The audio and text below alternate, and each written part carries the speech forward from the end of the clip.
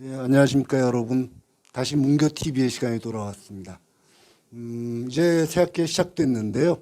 뭐 곧 아마 날씨가 따뜻해지는 거 보니까 꽃도 필 것 같습니다. 이 꽃 피는 좋은 계절에 또 학교를 오시느라고 뭐 여러 가지로 고생도 많으실 것 같은데, 오늘은 바로 여러분들을 위해서 이 새학기를 시작하는 어떤 다짐이랄까요, 마음가짐 같은 것들을 좀 이 선생님들로부터 들어보고요.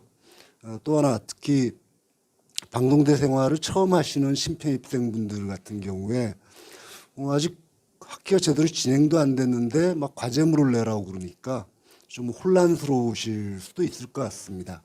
그래서 우리 이 과제물 어떻게 쓰면 좋을지 이 과목에 따라서 좀 해설을 해드리는 그런 시간 마련해 보도록 하겠습니다. 먼저 새 학기를 어떻게 시작하면 좋을지에 대해서 여러 선생님들 말씀을 한번 들어보도록 하죠. 이필련 선생님께 먼저 부탁드리겠습니다. 이필렬입니다. 저는 사실은 새학기부터는 정년 퇴임을 해서 우리 대학의 정식 소속 교수는 아니고 정년 퇴임 교수 또는 강사로서 여러분하고 만나게 될 겁니다. 이번 학기는 사실은 여러 가지로 이제 의미가 있는데, 첫째는 이 새로운 학기가 시작이 되면서 이 출석 수업이 전면적으로 그 코로나로부터 이제 해방이 돼가지고 이제 면대면 수업이 됐다는 게 하나가 중요한 게 있습니다. 그리고 이제 제가 뭐 정년퇴임 교수로서 특별히 말씀을 드린다면은, 이번 학기는 제가 그래도 후임 교수가 오지 않았기 때문에 지금까지 하던 과목들을 맡아서 하게 됩니다. 이번 학기에 여러분하고 같이 공부할 과목은 생태적 삶을 찾아서 하고 세계의 도시와 건축 두 과목이고요. 그리고 이제 교양 과목 쪽에서는 우리 학과하고는 상관이 없지만 생명과 환경이라는 과목도 담당해서 가르치고 있습니다. 이 두 과목에 대해서만 말씀드리면 3학년 과목과 4학년 과목인데, 생태적 삶을 찾아서가 3학년, 세계의 도시와 건축이 4학년 과목인데, 특별히 여러분이 뭐 새로운 마음가짐을 갖고 공부를 하실 만한 것은 없고, 다만 세계의 도시와 건축의 경우에는 이 세계의 도시와 건축의 어떤 문화적인 측면을 많이 공부를 하게 되겠지만, 또 다른 한편으로는 그 기술적인 측면도 약간은 공부를 하게 됩니다. 근데 이 점이 또 이 우리 실생활하고 연결이 되는 게, 그 튀르키예에서 얼마 전에 큰 지진이 일어났잖아요. 그런데 그 지진으로 인해서 거의 대부분의 건물들이 다 무너졌단 말이죠. 이런 것들이 그 건축에서의 기술하고 연관이 되는 부분이기 때문에 세계의 도시와 건축에서 그런 점들도 조금은 여러분이 함께 공부할 수 있을 거기 때문에 좀 문화적인 측면만 아니라 그런 측면도 배울 수 있다는 그런 생각을 갖고 공부에 임할 수 있으면 좋겠습니다. 생태적 삶을 찾아서라는 과목에서는 이제 생태적인 삶과, 그러니까 이 세계 자연 생태라는 거하고 지난 3년간의 그 코로나 대유행하고 관계가 있다라는 얘기들이 많이 있었는데, 그런 점에 대해서도 다시 한번 좀 생태적 삶을 찾아서 상기하면서 공부하는 시간이 될 수 있을 것으로 기대를 합니다. 그 밖에는 여러분께 특별히 말씀드릴 게 없고요. 이제 새로운 제 후임 교수, 젊은 교수님이 오시면 훨씬 더 생기발랄한 그러한 강의를 다음 학기, 그리고 다음 학기부터는 여러분이 접할 수 있게 될 것이다 라는 말씀을 드립니다.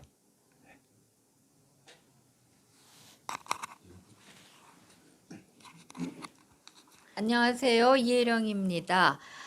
저 역시 이필러 선생님과 마찬가지로 2월 28일자로 정년 퇴임을 하게 돼서 이제 3월 1일부터는 방송대학교 소속 교수가 저도 아니게 됩니다. 그렇지만 이제 선생님 이필러 선생님과 마찬가지로 저 역시 후임이 오실 때까지는 이 출석 수업이라든지 또 과제물이나 또 이 출제 이런 문제들을 이 다루게 될 테니까요. 제가 관리하게 될 거고요. 그리고 또 이 방송 강의도 여전히 나가게 될 테니까 아마 저는 그만두지만 여러분들과 저와의 만남은 아직은 좀 계속되리라고 생각을 합니다. 이번 학기에 제가 관리하게 될 과목, 그리고 제가 가르치는 과목은 세계의 역사, 유럽 바로 알기, 여성의 삶과 문화, 이렇게 세 과목인데요. 세계 역사는 1학년 교양 과목이죠. 뭐 우리 학과 학생들만이 아니라 또 다른 학과 학생들도 다 같이 듣는 그런 과목인데 내용이 좀 많고 뭐 시간적으로 공간적으로 굉장히 이렇게 길게 또 넓게 펼쳐져 있는 교과목이라 학우님들이 좀 어렵게 생각하시는 경우가 많습니다. 그렇지만 그냥 제가 어떤 그 일종의 그 가이드라인을 제공하는 대로 그대로 따라오신다면은 그렇게 아주 힘들지는 않을 거예요. 물론 여러분들 나름대로의 시간과 또 이 어떤 이 노력이라고 할까요? 그런 것은 또 할애하셔야겠지만요. 예, 그 점 생각해 주시고요. 그다음 이제 유럽 바로 알기는 2학년 전공 과목인데요. 이 유럽을 중심으로 해서 이 유럽의 여러 나라들을 생각하는 그런 과목인데요. 그 역사들을 이제 생각하는 과목인데, 물론 이걸 다 할 수는 없죠. 그래서 좀 뭔가 흥미로운, 그리고 또 얘기가 될 만한, 그리고 또 우리들에게 또 의미가 있을 만한 그런 주제를 선택해서 이 유럽 여러 나라들의 어느 한 시점의 그 역사를 살펴보는 그런 과목입니다. 성격은 어떻게 보면 세계의 역사하고 그렇게 크게 다르지 않은데 단지 이제 그 공간이 유럽으로 한정되어 있다. 그리고 조금 더 이 주제 탐구적인 그런 방식으로 학습을 한다. 이렇게 이제 생각하시면 되겠고요. 그 다음에 여성의 삶과 문화는 이제 여성사 과목이라고 할 수 있겠는데요.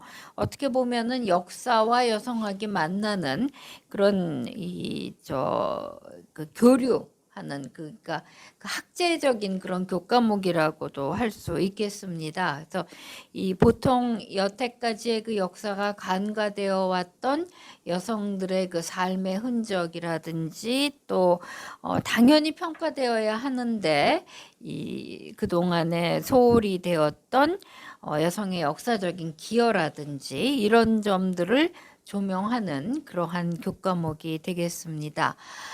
여러분들 이제 2월 말쯤 되면은요, 굉장히 날도 좀 길어지고 또 이렇게 이제 창밖으로 보면은 햇빛도 굉장히 반짝반짝하고 그래서 제가 2월 말에는 한 4시쯤 되면은 연구실에 가만히 있질 못하고 바깥에 나가가지고 막 좀 쏘다니고 그러거든요. 그러면 왠지 모르는 어떤 그 마음의 설레임 또 뭔가 어떤 기대 기쁨 이런 것들이 있는데요. 아마 여러분들이 이제 새 학기 시작하시면서 그렇지 않으실까 하는 그런 생각을 해봅니다. 근데 막상 또 새 학기 시작하면은 막 이런저런 일들이 막 또 생기면서 내가 해야 할 일들이 또 많이 생기고 그러면서 그런 그 기쁨이나 설레임보다는 정말 어떻게 해야 할지 모르는 막막함 또 뭐 약간 그 지침, 피로함 이런 것들을 느끼실 수도 있는데요. 설사 그렇다 하더라도 너무 걱정하지 마시고요. 우리 그 학교에서 이렇게 안내하는 대로 잘 따라와 주시기 바랍니다. 여러 가지로 여러분들에게 아마 그 안내되는 그런 내용들이 있을 거예요. 우선 학교 홈페이지 잘 들어와 보시고요. 또 튜터 선생님들이 또 여러 가지 유용한 정보들 많이 제공해 주실 거고요. 또 아마 학우들 간에도 정보가 많이 교환드리라고 생각을 합니다. 그리고 힘드시면 뭐 우리 그 학과 사무실이나 또 선생님들께 언제든지 전화나 메일 등으로 문의를 해주시면 항상 그 친절하게 답해 주시리라고 생각을 합니다. 네, 저는 이제 이 2월 말로 학교를 그만두지만 어떻게 생각하면 여태까지 다 여러분들 덕분에 제가 이 학교 생활을 무난히 하지 않았을까 하는 생각이 듭니다. 그래서 감사한 마음을 전하고요. 여러분들도 이 정말 즐겁고 또 보람 있는 그러한 그 학창 생활이 되시기 바라겠습니다.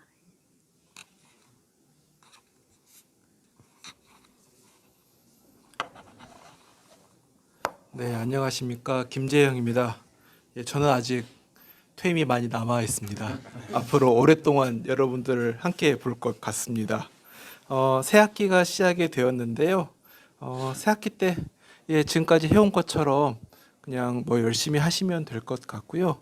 새로 들어오신 신편입생 여러분들께서는 아까 이령 선생님께서 말씀하셨듯이 굉장히 학교에는 여러 가지 제도들이 있고 또 주변에는 여러분들을 도와드릴 수 있는 또 여러 선배님들이 계시기 때문에 그런 것들을 잘 활용하셔가지고 잘 따라가신다면 이번 학기도 잘 보내실 수 있을 것이라고 생각을 합니다.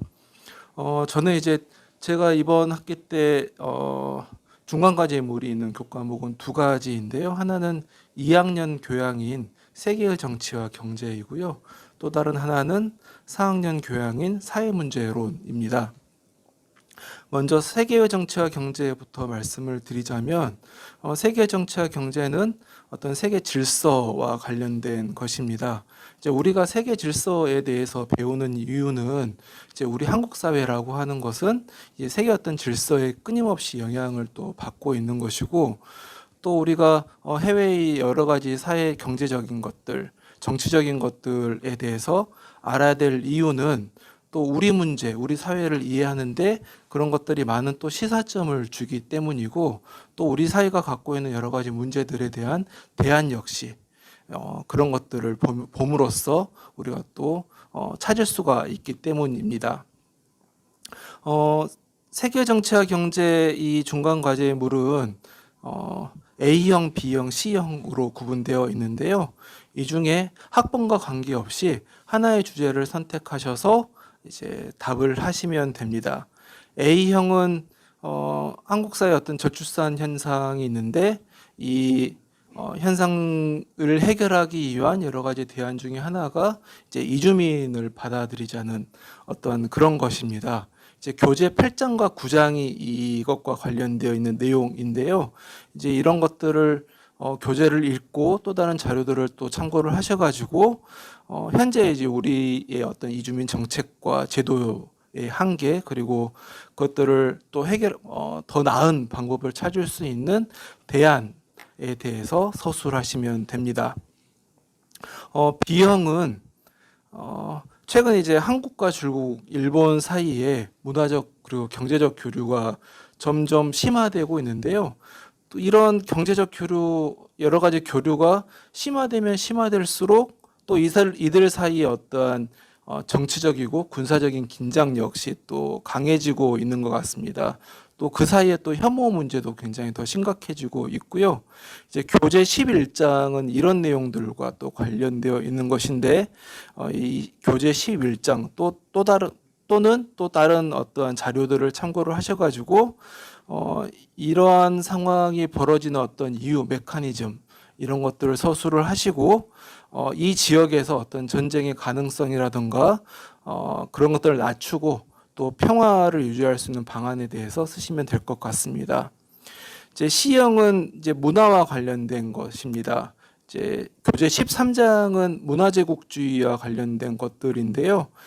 최근에 이제 한국 문화가 전 세계적으로 차지하는 위상이 점점 강해지고 있고 우리 어떤 그런 것들에 대한 자부심이 점점 강해지고 있는데요.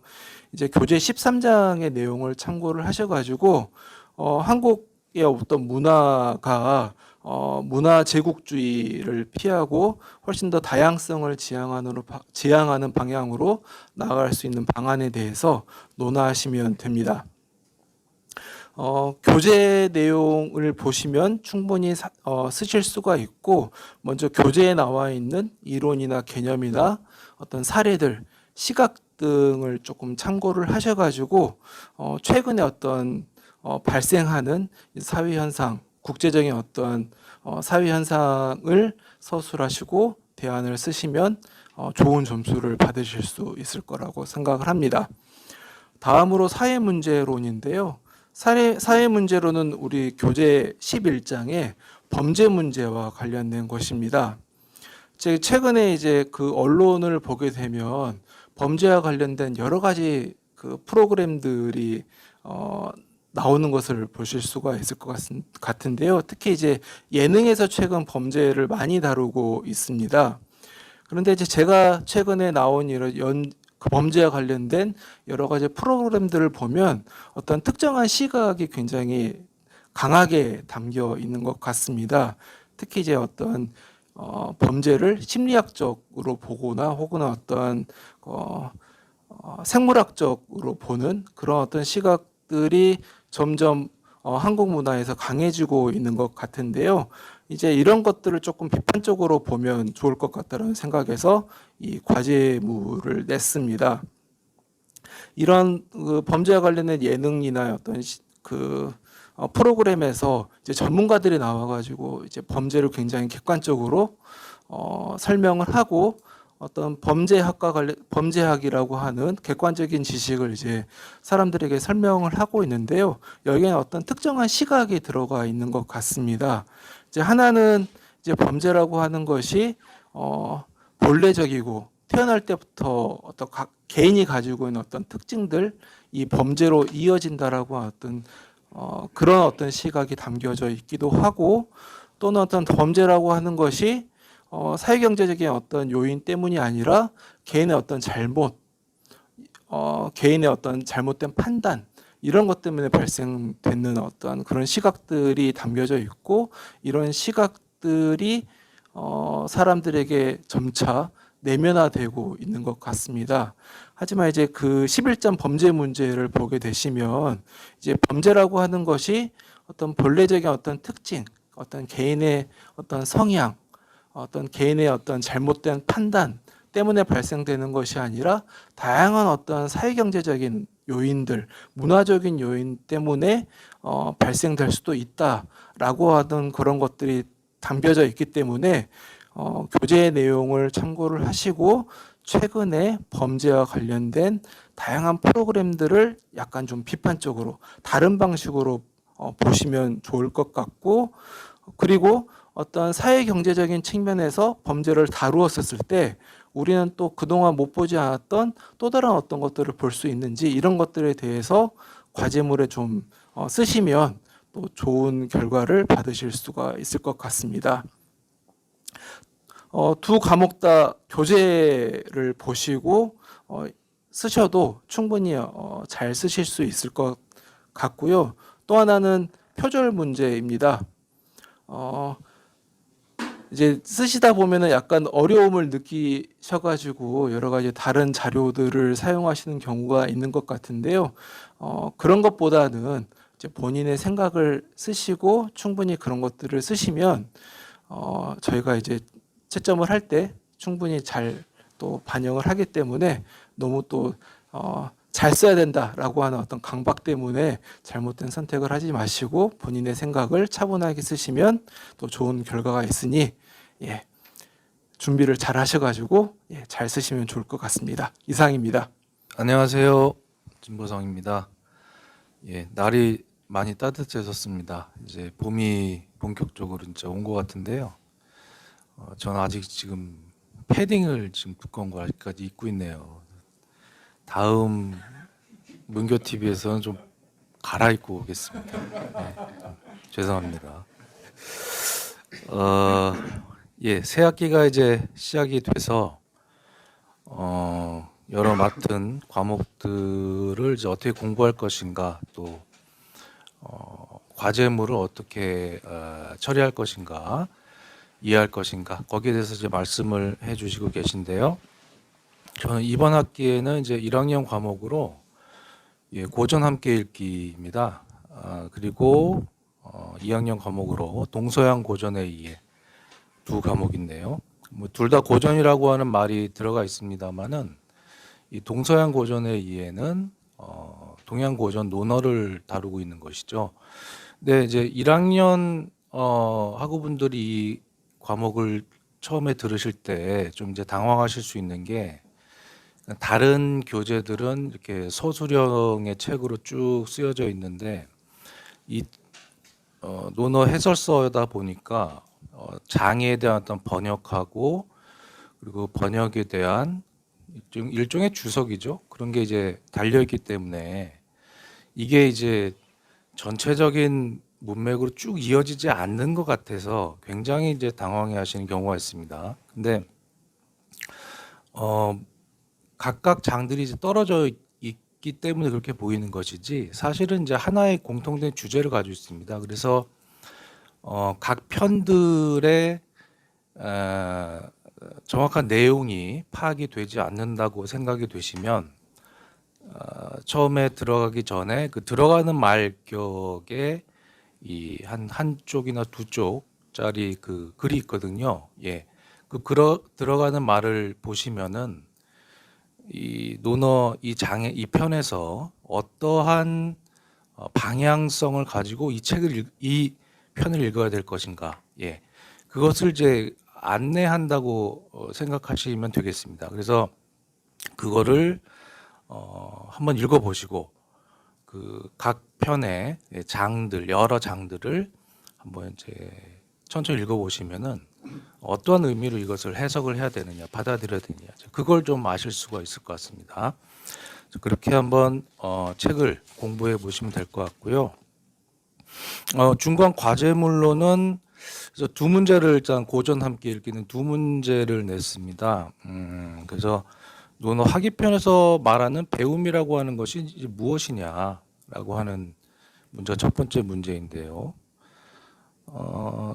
여기서 이제 우리가 배움이라고 하는 거는 사실은 뭐 이제 지식을 습득하고 우리가 이제 어떤 자격증을 따기 위해서 무슨 학습을 한다, 예, 그렇게 우리가 배움이라고 하는 것을 보통 이제 공부, 스터디로 생각을 하는데, 공자가 얘기하고 있는 배움은 인간다움을 어떻게 획득할 수 있는가라고 하는 그러한 이제 배움이라고 할 수가 있겠습니다. 그러니까 단순히 책만 읽는 것이 아니죠. 예, 책만 읽는 것이 아니고 여러 사람들과 만나는 어떤 교우 관계라든지, 예, 그러니까 인간과 인간의 관계, 다시 말하면 하나의 커다란 공동체 안에서 사람이 어떻게 살아가야 되는지를 배우는 것, 그것이 바로 공자가 얘기한 그 배움이고요.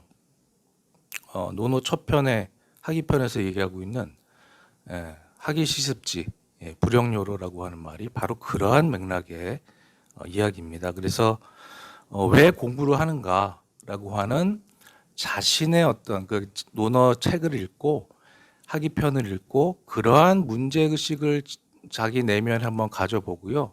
자기 주위를 한번 둘러보고 공부를 왜 해야 되는 것인가, 이 배움이라고 하는 것의 궁극적인 목적이 무엇인가, 이런 것들을 한번 생각해 보시면 이 학위편을 참고를 해서 공자가 말하는 배움이라고 하는 것의 의미를 한번 정리해 보실 수가 있을 겁니다.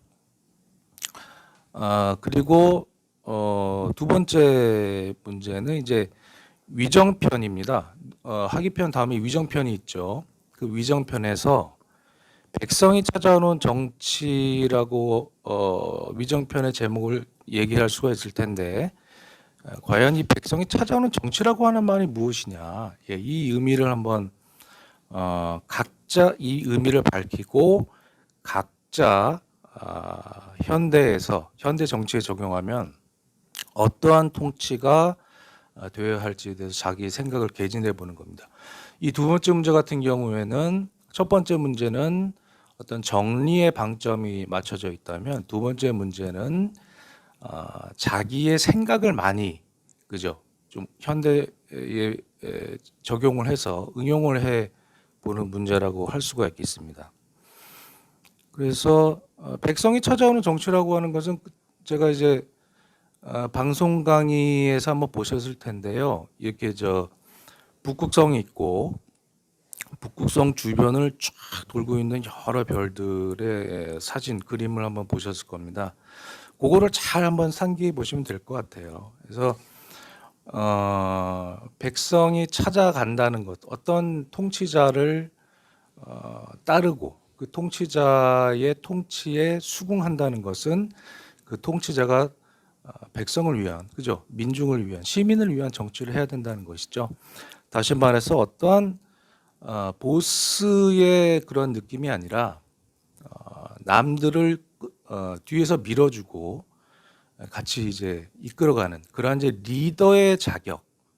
예, 현대 보스와 리더는 좀 다르죠. 그래서 그 리더의 자격을 공자는 어떻게 얘기하고 있는가? 그걸 한번 생각을 해보시면 될 것 같고, 그리고 이제 그것을 현대 정치, 지금 통치자라고 하는 어떤 현대 정치의 맥을 한번 쭉 보시고, 지금 뭐 시사적인 이야기도 상관없습니다. 예, 그런 이야기들을 한번 쭉 뭐 신문을 좀 찾아보신다던가 어떤 매체들을 찾아보시고 나서 그것을 논어에서 얘기하고 있는 공자의 이 덕치라고 하는 것, 이것이 과연 현대적으로 적용한다면 어떠한 통치의 방식이 될 것인가, 뭐 이런 것들을 한번 충분하게 상상해 보는 그런 생각을 가지고 과제를 진행해 보시면은 좋은 글이 답안지를 쓸 수 있지 않을까 생각합니다. 그리고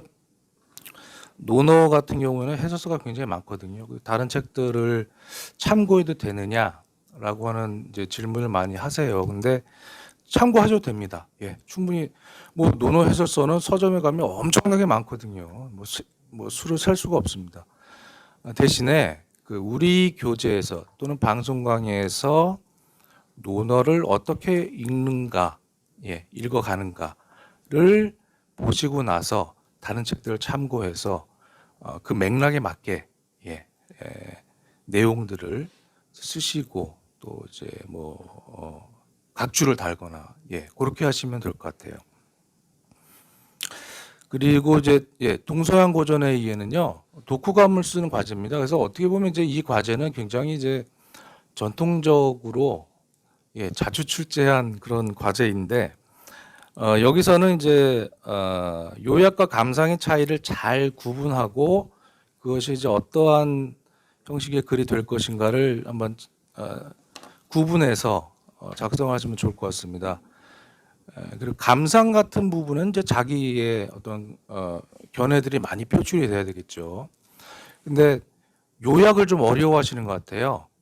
그 요약을 많이 어려워서 뭐 게시판 같은 데 막 글을 달아주시는데, 요약이라고 하는 것은 이 두껍게 한 단락이 있잖아요. 이 단락을 줄이는 것, 여기서부터 출발합니다. 그래서 그런 한번 시도를 해보시는 거죠. 한 단락의 어떤 키워드 같은 걸 잡아서 그 키워드에 맞게끔 글들을 이제 자기 글로 바꾸는 겁니다. 그래서 자기 글화 시키는 것, 이것도 요약의 좋은 방법이죠. 그래서 여기서 이제 잘 이해가 안 간다 하시면은 노 위클리 124호 2022년 4월 1일자 기사를 한번 참조해 보시면 동서양 고전회의를 치시면 될 겁니다. 그렇게 쳐보시면은 그 기사에 자세한 내용들이 좀 나와 있습니다. 그걸 한번 참고해 보시면 될 것 같습니다.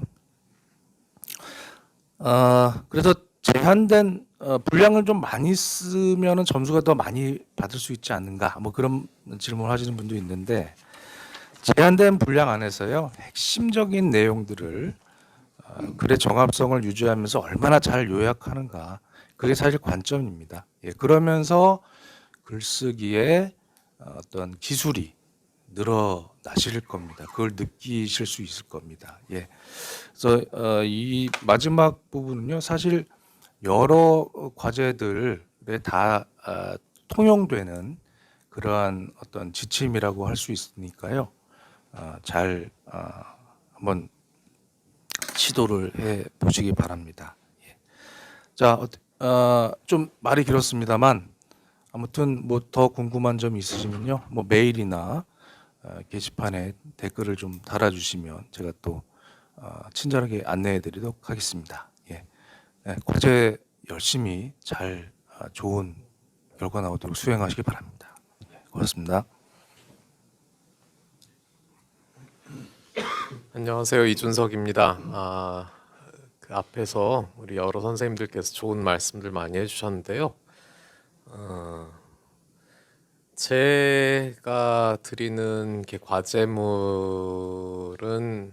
항상 요약의 방점이 많이 찍혀 있습니다. 물론 자신의 견해나 이렇게 느낌, 감상 이런 것들을 적는 부분도 있는데요. 그 점에 대해서는 우리 진보성 선생님도 잘 말씀을 해주셨는데 제가 다시 또 말하진 않겠습니다. 대신에 이제 그 요약에 대해서 제가 조금만 더 부연 설명을 드릴게요. 글을 요약한다는 거는 굉장히 중요한 일입니다. 이게 어떤 점에서 중요한지 제가 그리고 그냥 다른 것을 이렇게 축소하는 일과 글을 요약하는 것은 어떻게 다른지 잠시 설명을 드리겠습니다. 예를 들어서 우리 글을 요약한다는 건요, 축소하는 일인데 그것은 사진을 축소하는 일이 아니라 지도를 축소하는 일에 가깝습니다. 예를 들어서 제 집에 가면은 이렇게 제가 너무나 이렇게 숭앙하고 추모하는 그 탕웨이 씨의 대형 브로마이드가 이제 한 벽을 차지하고 있어요. 근데 이 벽에만 있다고 해서 제가 그걸 만족하지 못하겠죠. 그래서 사진도 항상 이렇게 전화기에 넣어서 갖고 다닙니다. 틈만 나면 꺼내서 봅니다. 근데 크기가 다르잖아요. 한 벽을 뒤덮는 그 대형 브로마이드랑 이렇게 손바닥만한 핸드폰 사진이랑 다르지 않습니까? 하지만 줄여놓는다고 하더라도 거기에 그 아름다운 이목구비, 그 황홀한 표정 이런 건 다 들어가 있어요. 없어지는 게 없습니다. 해상도만 유지한다면. 근데 글을 요약하는 거는 그런 축소가 아니에요. 지도를 축소하는 겁니다. 예를 들어서 축척의 아주 자세한 부동산 지적도 같은 거 한번 보시죠. 우리 공인중개사 사무실 가면은 하나씩 벽에 걸려 있죠. 그러면 우리 집이 어디고 동네 분식집은 어디고 당구장은 어디 있는지 자세하게 나옵니다. 하지만 대한민국 전도라든가 아니면 뭐 조금 더 크게 봐서 세계 지도 이런 걸 보면은 그런 것들이 안 나오죠. 없기 때문에 안 나오는 게 아닙니다. 그 정해진 축척에 따라서 반드시 표시할 것만 표시해야 되기 때문에 그런 것들이 껴들 자리가 없는 거예요. 글의 요약이라는 거는 마치 그런 지도의 축척과도 같습니다. 그래서 이건 아무나 할 수가 없습니다. 글의 내용을 잘 숙지하고 잘 이해한 사람들만 할 수 있는 거예요. 왜냐하면은 무엇이 더 중요하고 무엇이 그렇지 않은지, 무엇이 핵심이고 무엇이 부차적인지를 판별한 다음에야 비로소 지도 같은 축척을 할 수가 있는 겁니다. 그런 요약을 할 수가 있는 겁니다. 그래서 요약을 잘한다는 것은 남의 글을 일단 이해를 잘했다는 것이고요. 중요한 것과 그렇지 않은 것의 구별을 잘했다는 뜻입니다. 그게 우리가 모든 공부의 기본 중에 하나입니다. 그래야지 이런 기술들을 우리가 익히고 있어야 남의 글을 왜곡 없이 잘 이해를 하고 또 지식을 잘 받아들일 수가 있다고 생각합니다. 그래서 여러분들 굉장히 어려운 그런 과제예요. 이게 쉬운 과제가 아닙니다. 그래서 요약을 정해진 분량대로 잘 하시고 여러분들의 체를 잘 만들어서 잘 걸러서 이렇게 마치 지도를 정밀하게 이렇게 축소하듯이 만들어 주시기 바랍니다. 그리고 아까 진보성 선생님 얘기하신 거랑도 조금 겹치는데, 이게 이제 책이나 방송 강의의 어떤 구절들을 그대로 따오시면 안 돼요. 그거는 또 자신의 요약이 아닙니다. 이것은 음식으로 치면 소화를 잘 못한 거나 마찬가지입니다. 그래서 잘 이해를 하고 여러 번 읽다 보면은 무엇을 이렇게 써야 될지, 무엇을 버려야 될지가 보이겠고요. 그게 자기식으로 씹어서 소화가 된다면은 자기 언어로 표현할 수가 있어야 됩니다. 그래서 제가 부탁드리는 바는 교재에 쓰여진 구절 그대로, 또 이제 방송 강의에서 제가 말한 것 그대로 이렇게 요약 그냥 가져오시지 마시라는 겁니다. 조금 서툴어도 조금 거칠어도 괜찮으니까요. 자신의 언어로 이렇게 소화하시는 그런 습관을 이번 과제물을 통해서 길러주시기를 부탁드립니다. 예, 저는 이상입니다.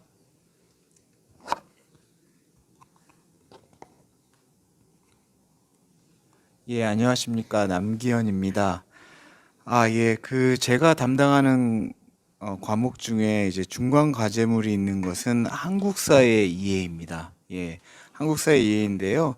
저희 문화교육학과 학우님들께서는 이제 출석 수업을 하실 거기 때문에 이제 이 문제랑은 조금 관계가 없으실 수도 있는데, 혹시 이제 탁과에서 많이 개설되기 때문에 그쪽에서 이제 들으시거나 그러신 분들은 이제 과제물을 선택하실 수가 있습니다. 제가 문제 아마 중간 과제명 이렇게 해가지고 파일을 아마 보시면 되게 빽빽하게 채워져 있는 거를 보실 수가 있습니다. 제가 좀 이것저것 적다 보니까 조금 길어졌는데요.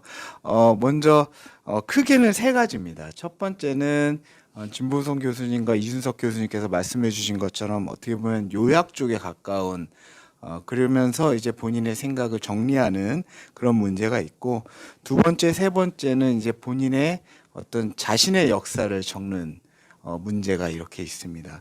그런데 제가 항상 제일 먼저 말씀드리고 싶은 것은 과제를 작성하시기 전에 반드시 좀 제가 빽빽하게 적었지만 이거를 한번 꼼꼼히 읽어 주시기를 부탁드립니다. 예를 들어서 첫 번째 문제는 4개 중에서 2개를 고르시는 거고요. 그다음에 두 번째, 세 번째는 이제 한 문제를 이제 서술형으로 작성하시는 겁니다. 근데 요 규정에 맞추지 않으시고 작성을 하시게 되는 경우에는 점수를 잘 드리기가 어렵다는 거.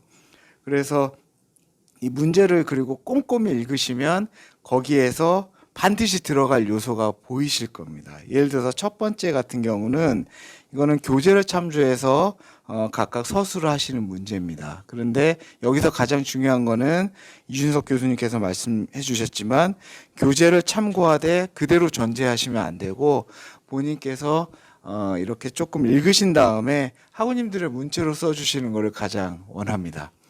그리고 이제 총 4가지가 있는데요. 예를 들어서 문제를 잘 읽어보시면 좋습니다. 먼저 첫 번째는 단군 신화를 통해서 고조선의 성립 배경을 알아보는 겁니다. 그리고 단군 신화의 역사적 의의를 설명하는 건데요. 그럼 학우님들 여기서 가장 중요한 것은 단군 신화입니다. 그리고 반드시 단군 신화를 통해서 고조선 성립 배경을 성립해 주셔야 됩니다. 교재에 있거든요. 예. 그래서 그거를 이해하셔야 되는데 무조건 어디 인터넷이나 이런 곳에 고조선 성립 배경이 있는 걸 그냥 가져오시면 안 되는 거죠. 반드시 단군 신화의 의미를 통해서 이걸 가져오셔야 됩니다. 그다음에 두 번째는 삼국이 영맹체 국가에서 중앙집권적 고대 국가로 이제 성장하는 과정인데요. 여기서의 핵심은 연맹체 국가가 뭔지, 그 다음에 그것이 왜 중앙집권적 고대 국가라고 할 때 차이점이 무엇인가입니다. 그럼 요 2개가 반드시 요소가 들어가야 되는 거죠. 그 다음에 세 번째는 고려 신분제를 신라 골품제와 비교하는 겁니다. 그러면 반드시 고려 신분제의 특징이 나와야 되고 그것이 골품제랑 비교가 돼야 됩니다. 이 요소가 들어가지 않으면 점수를 드리기가 어려운 거고요. 그 다음에 네 번째는 사족입니다. 조선시대 때 사족에 관련된 건데요. 그럼 사족이 뭔지 그리고 그 사족이 왜 향촌에서 지배할 수 있었을까? 이런 것 요소가 반드시 들어가야 됩니다. 그러니까 문제를 반드시 꼼꼼히 읽어보시고, 그리고 제가 막 주절주절 이렇게 적은 것 같은데 지시사항 반드시 꼭 읽어주시기를 말씀드립니다. 그리고 1번 문제는 4개 말씀드렸지만 그 중에서 2개만 적으시면 된다는 거. 예, 4개 다 안 적으셔도 됩니다. 그 다음에 두 번째는 연보 작성인데요. 이것은 개인의 연보 작성입니다. 그래서 제가 예를 이렇게 들어놨습니다. 뭐 1960년에 어디에서 몇 년도에 아버지와 누구, 어머니 누구 사이에서 첫째 아들로 출생했다. 이런 식으로 이거를 한 15년에서 20년 사이 정도를 이렇게 쭉 작성해 주시는 겁니다. 그러면서 제가 또 하나 첨언해 드리면 더 좋은 거는 저희 교재에 보시면 학우님들께서 어떤 그 연도에 내가 중요한 행동을 했는데 그 해에 중요한 역사적 사실이 있었다. 우리 교재에서 그걸 배웠다. 그러면 조금 부기해 주시면 너무나 제가 기뻐할 것 같습니다. 그 다음에 이제 세 번째는 자서전을 쓰는 건데요. 연보를 이렇게 쓰셨으니까 그걸 바탕으로 해가지고 문장으로 나의 그 어떤 삶 이런 것들을 적어주시면 좋습니다. 그리고 이거 삶을 적으실 때 역시 우리 한국사 2의 전체 통사를 배우는 과목이기 때문에요. 거기에 관련된 역사적 사진이나 이런 걸 같이 끼워주시면 너무 좋다는 거 이렇게 한번 말씀드리겠습니다. 그리고 분량 많이들 말씀해 주시는데요. 분량은 저 같은 경우는 분량을 제가 4매에서 5매 이렇게 적었습니다. 그리고 표지를 제외한 것입니다. 그런데 분량을 저는 조금 유심히 봅니다. 왜냐면요, 4매가 안 되는 경우에는 점수를 전 차감합니다. 왜냐하면 일정한 글에 예를 들어서 정해진 분량을 지키는 것도 굉장히 중요한 연습이라고 저는 생각합니다. 그 제한된 분량 내에 학우님들의 의사를 표현하시고 그것 안에서 적는 것, 이게 굉장히 중요합니다. 이거는 한 번 글을 적어서 되는 게 아니라 여러 번 보셔야 되는 것이기 때문에 여러 번 보시는 과정에서 글이 분명히 좋아집니다. 그렇기 때문에 최대한 양을 지켜주시면 좋겠다라고 저는 말씀을 드리겠습니다. 그리고 이제 학기가 시작됐는데 참 시간이 빠르시죠.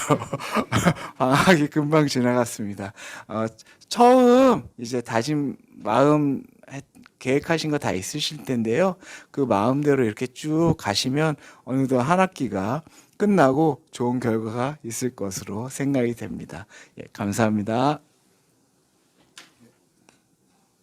예, 다시 정준영입니다. 저는 여러분들 만나 뵐 때마다 이런 말씀을 자주 드리는데요. 전 우리나라에서 이 방송대, 특히 문화교양학과에 다니시는 분들이 가장 훌륭한 대학생이라고 생각을 합니다. 그건 어떤 의미냐 하면 여러분들은 단지 공부를 하기 위해서 학교를 선택하신 분들이죠. 학교 학과를 선택하신 분들이죠. 다른 대학의 많은 대부분의 학생들은 그냥 나이가 찼으니까 또는 점수에 맞춰서 학과와 대학을 선택한 사람들입니다. 꼭 이 공부가 나한테 꼭 필요하다라고 해서 선택한 사람들이 아니라 그냥 상황에 떠밀려서 선택이 이루어진 이런 사람들이다라는 거죠. 반면에 이제 여러분들은 특히 이 돈 안 되는 문화교양학과를 선택했다는 이 점에서 정말 공부를 위해서 오신 분들입니다.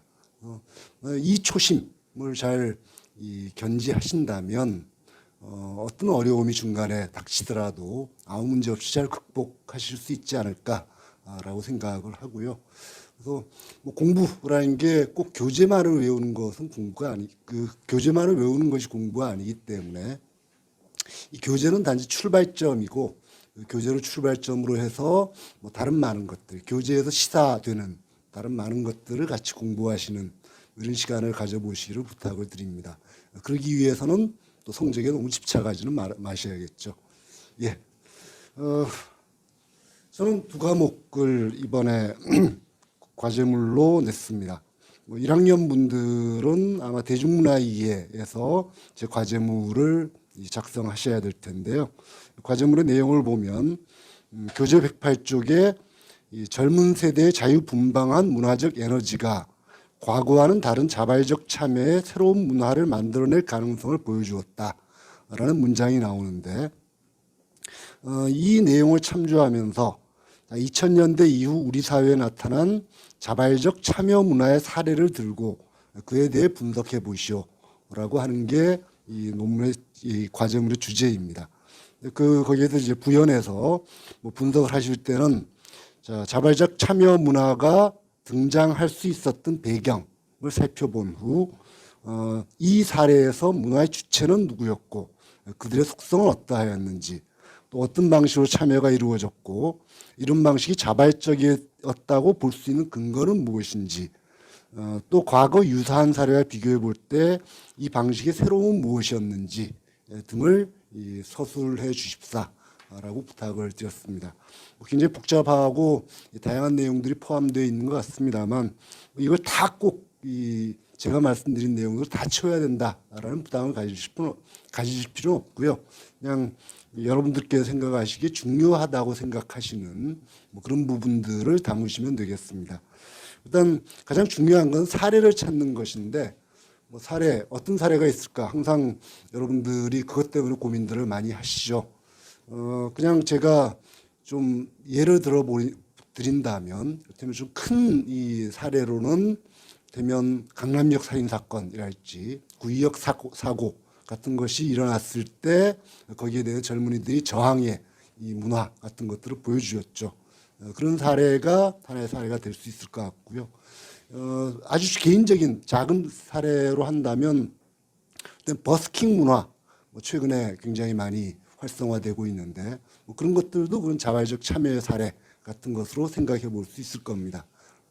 이런 사례들을 포함해서 여러분들이 주변에서 찾아보시면 또 뭐 자원적인 어떤 자발적 자원 행사 같은 것들 뭐 그런 것들도 이런 사례에 들어갈 수 있을 것이고 여러분들이 주변에 찾아보시면 뭐 작은 사례도 있고 큰 사례도 있고 아주 많은 사례가 있을 테니까 그런 사례들을 여러분들께서 찾아서 서술해 주시면 될 것 같습니다. 두 번째는 4학년 과목인데 정보사회 디지털 문화입니다. 여기에서는 이 교재 2장의 내용을 참조하면서 우리 사회에서 프라이버시의 보호가 제대로 이루어지지 못해 피해를 입었던 사례를 분석해보고 이런 일이 일어나지 않으려면 어떤 방안이 마련돼야 될지 모색해 보시오라는 과제입니다. 여기에서 역시 사례를 찾는 것이 나오는데요.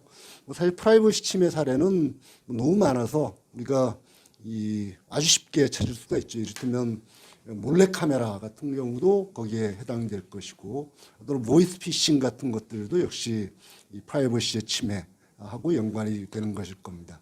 또 우리 개인정보 같은 것들이 아주 대규모로 유출된 사례들 같은 것들 뭐 그런 것도 역시 해당이 될 수 있을 것이고요.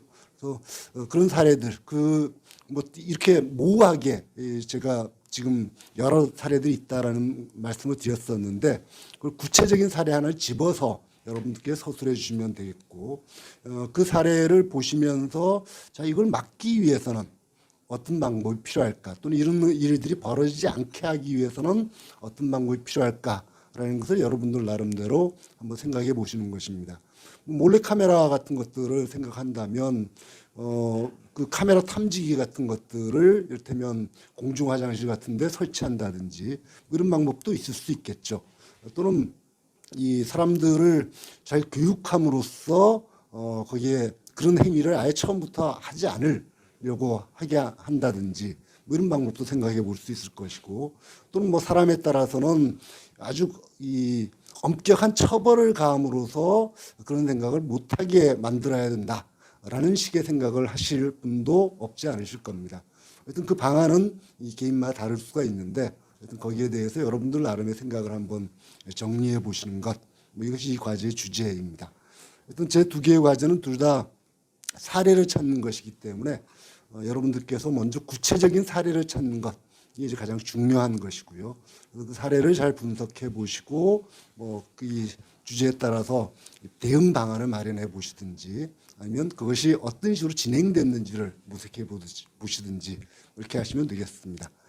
예, 이혜령 선생님께 다시 마이크를 드려서 이혜령 선생님의 과제물에 대해서 알아보도록 하겠습니다.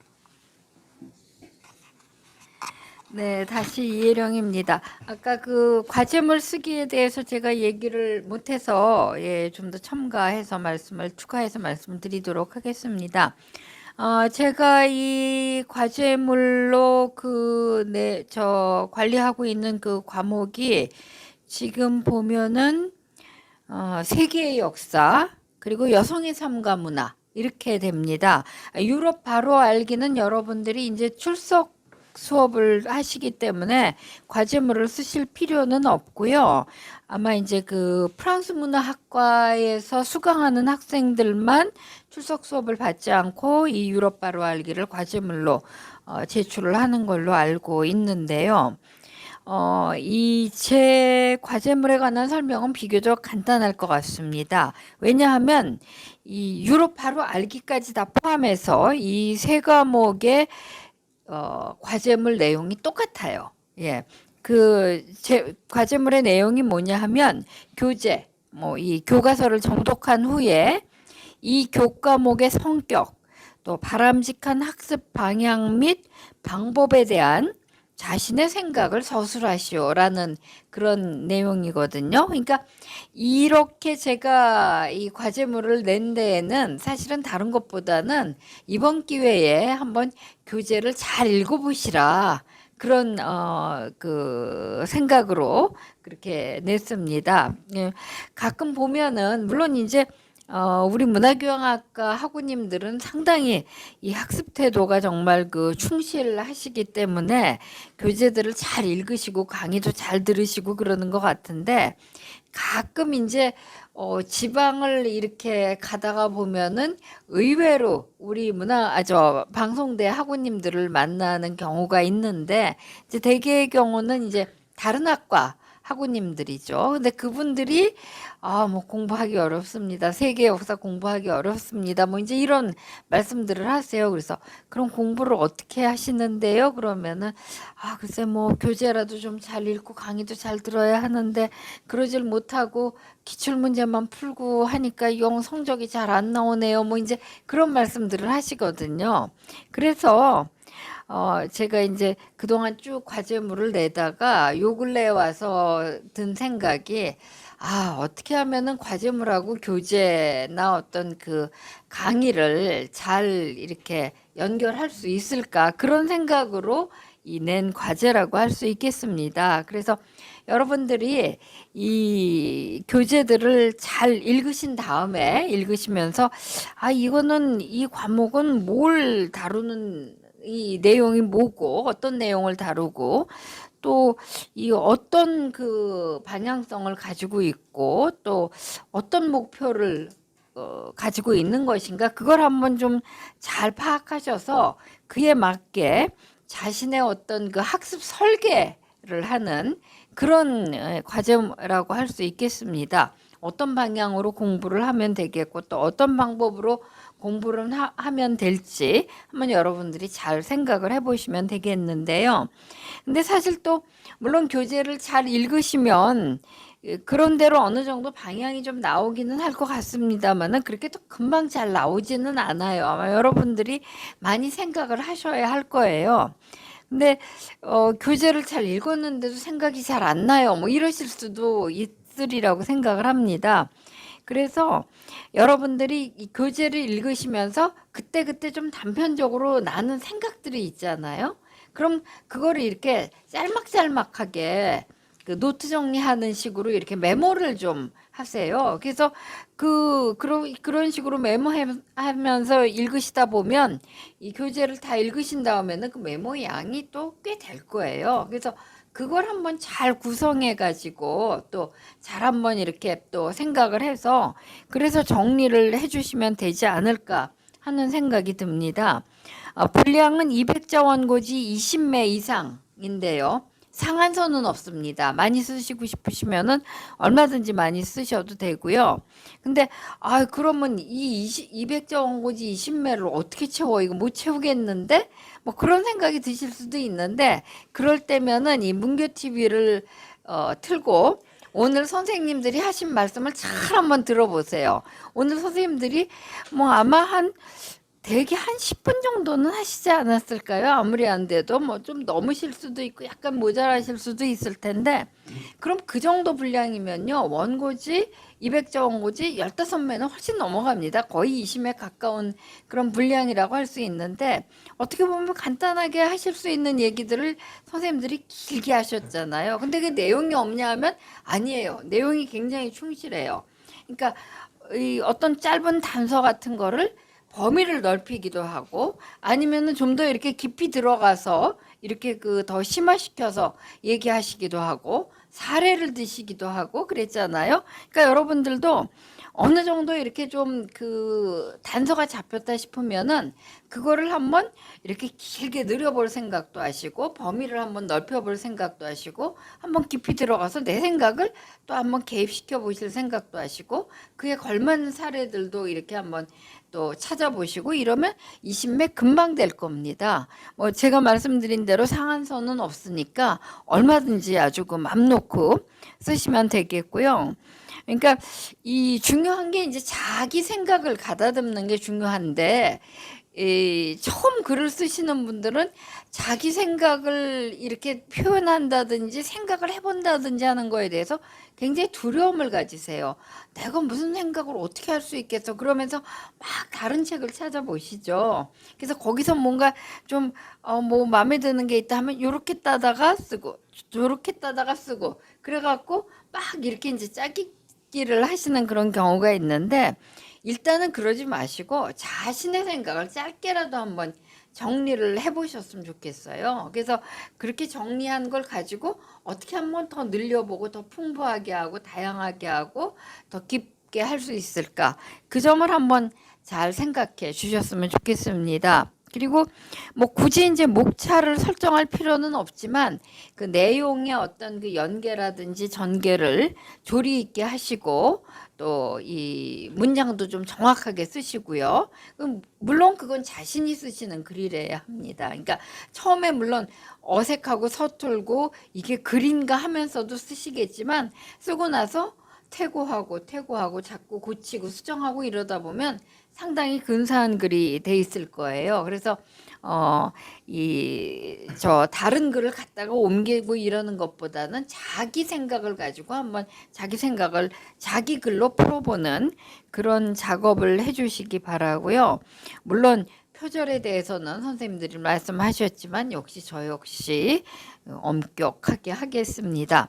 예, 그리고 뭐 그렇다고 그래서 참고 문헌을 보지 마시라 이런 건 아니에요. 제가 뭐 굳이 참고 문헌을 보실 필요는 없다라고 얘기했지만 또 굳이 금하지도 않겠다 막 이렇게 써놨을 거예요. 그럼 뭐냐 하면 이런저런 책들을 보면서 뭔가 그 어떤 감각을 익히시고 뭐 이런 방식으로 한번 써보는 건 어떨까 이렇게 응용을 해보시는 거 이런 건 이제 좋습니다. 물론 자신이 소화하셔야 되겠죠.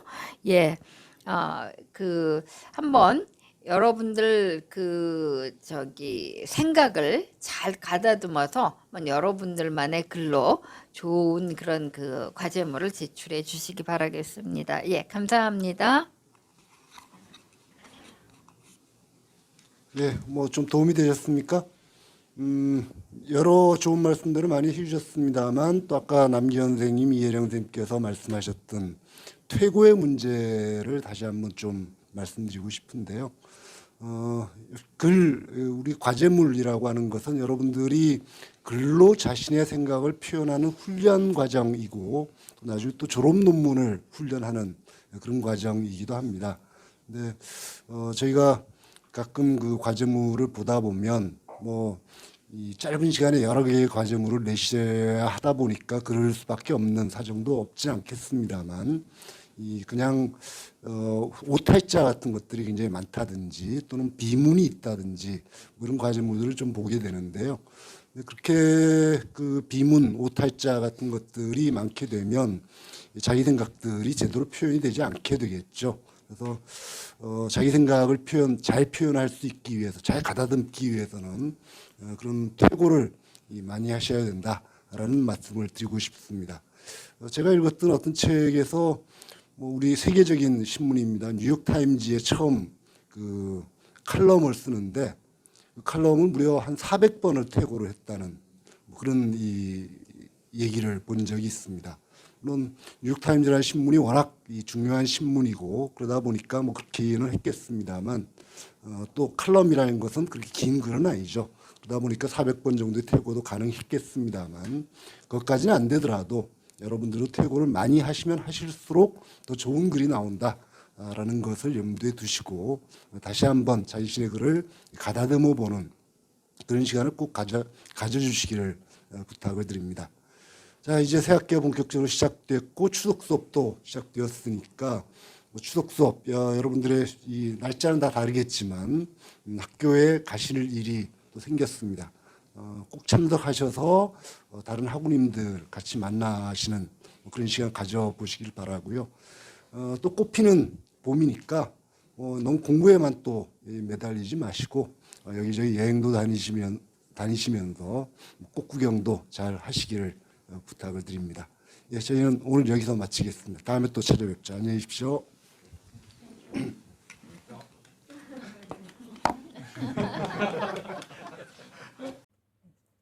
안녕하세요. 저는 이번 학기 예술경영과 예술행정 중간 과제물을 하고 여러분께 설명해 드리려고 하는데요.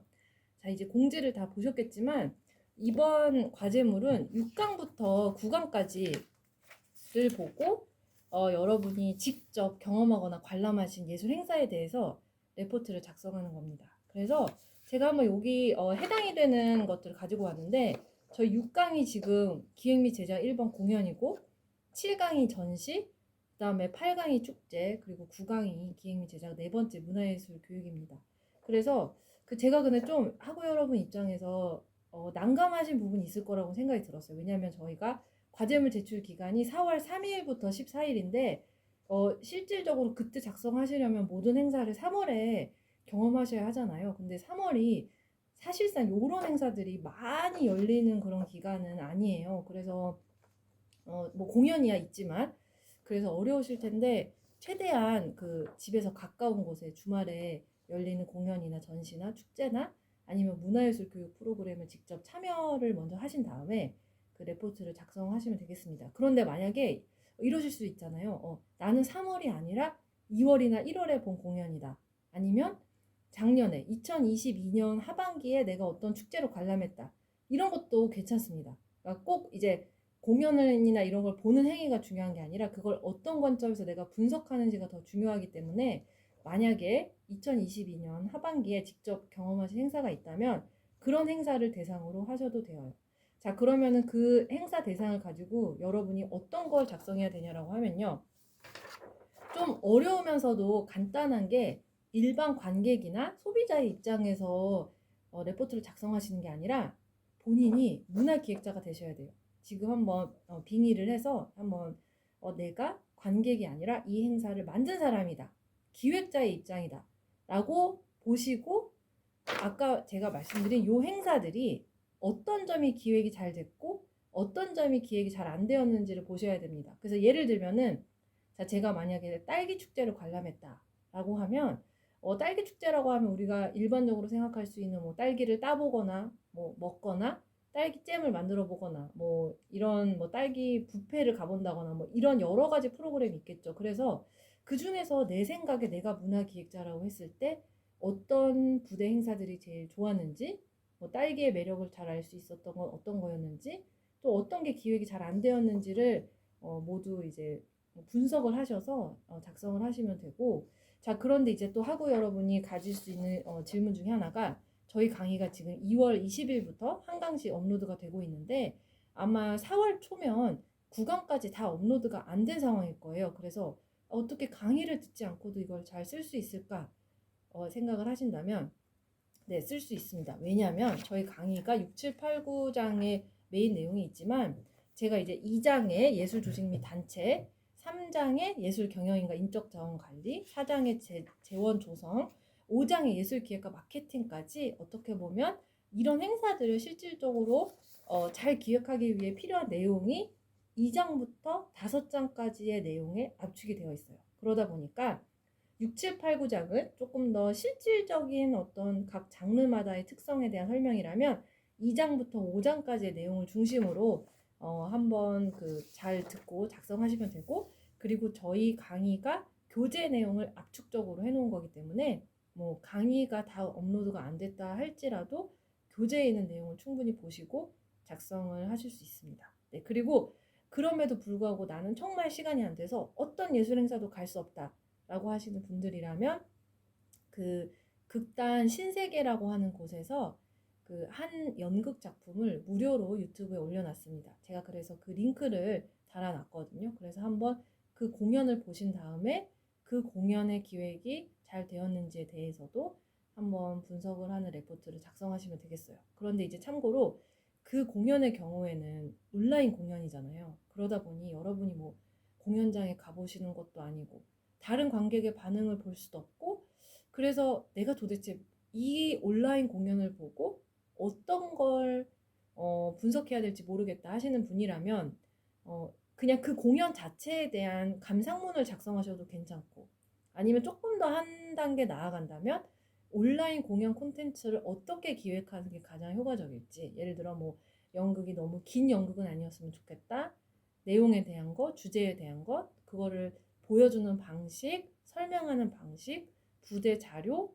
뭐 이런 것들까지 다 총괄하셔가지고 레포트를 작성을 하시면 되겠습니다. 그래서 그 레포트는 이제 정해진 그 분량을 넘어서지 않는 게 중요해요. 그래서 과하게 길게 쓰실 필요는 없다는 점 말씀드리고, 그 다음에 아마 이런 행사를 직접 가신다면 다양한 사진 자료를 찍으실 거라고 생각을 합니다. 그래서 만약에 이 사진을 찍게 되면 사진으로만 모든 분량을 도배하시면 안 됩니다. 그래서 사진 외에도 글로 충분히 설명하셔야 되고, 그다음에 사진을 너무 많이 또 첨부하시면은 그 파일이 잘 업로드가 안 될 수도 있어요. 그러다 보니까 만약에 사진을 많이 찍으셨으면 한 장이나 많아야 2장 이 정도만 업로드를 해서 작성을 하시면 됩니다.